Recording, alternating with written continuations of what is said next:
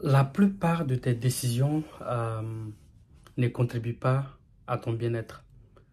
La plupart du temps, tu prends de très mauvaises décisions.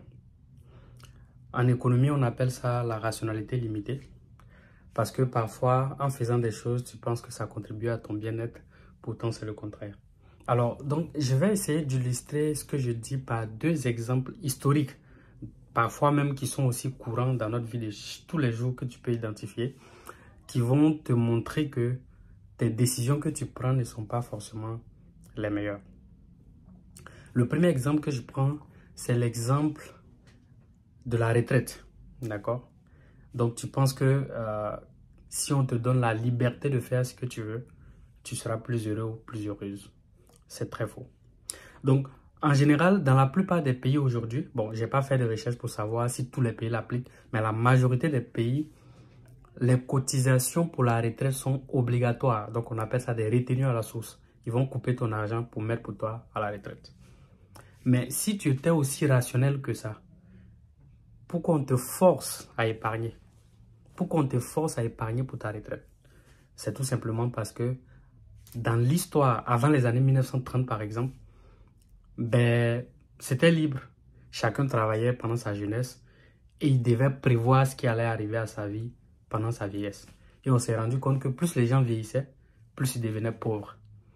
Et le point culminant a été atteint par exemple aux États-Unis dans les années 1930, après la Grande Dépression, où on s'est rendu compte que les vieux, en tout cas les personnes âgées, qui avaient passé toute leur jeunesse à travailler, et parfois, ce n'est pas qu'ils ne gagnaient pas beaucoup d'argent, ils avaient quand même un revenu décent, mais se retrouvaient vraiment ruinés parce qu'elles n'avaient pas pensé au lendemain, à quand ils n'auront pas de force à la vieillesse.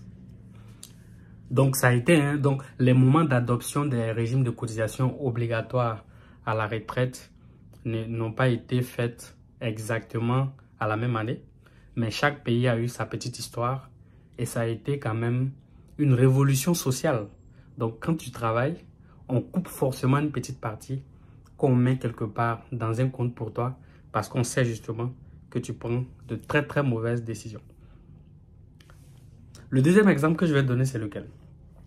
Le deuxième exemple, c'est celui des biens communs, des biens publics, par exemple. Donc, vous avez déjà vu des marches d'étudiants. Et après ces marches, ils se sont retrouvés à casser les bus. D'accord, hein? À qui ils font du mal? En réalité, ceux qui ont le plus faible revenu, c'est les étudiants. Maintenant, quand vous cassez les bus, mais vous allez prendre quoi pour aller à l'école après? En général, par la colère, on se dit qu'on fait du mal à autrui, on fait du mal à l'État. On ne se sent même pas concerné, on se dit que c'est même pas notre bien. Pourtant, cassant le bus, après quand il n'y aura pas de bus, c'est toi qui vas marcher.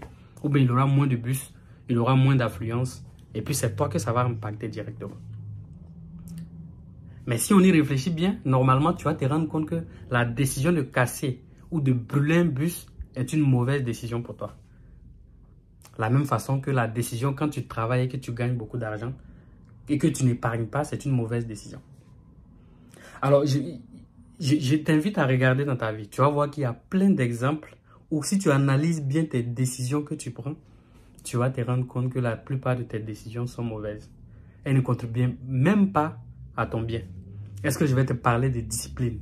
Est-ce que tu es assez discipliné? Parfois, tu sais que c'est pas bon. Peut-être que tu veux perdre du poids, mais toujours en train d'avaler les trucs. En train d'avaler. Pendant le moment où tu avales, tu sais que c'est pas bon pour toi. Et tu veux que je continue de citer? Il y en a tellement. Il y en a tellement. Il y en a tellement. Et comme je suis dans une période où je m'adresse beaucoup aux étudiants, pendant que tu dois bosser tes cours jour le jour, tu te retrouves en train d'accumuler les cours et attendre la veille de l'examen pour aller composer. C'est une très mauvaise décision. Alors, à travers cette vidéo, je t'invite juste à questionner toutes tes décisions que tu prends, à les remettre en cause de plus en plus, et tu vas te rendre compte que la plupart d'entre elles sont mauvaises. Et si tu en prends conscience, au moins ça va t'aider, ça va t'emmener à faire davantage pour pouvoir améliorer ton quotidien et le quotidien des personnes autour de toi.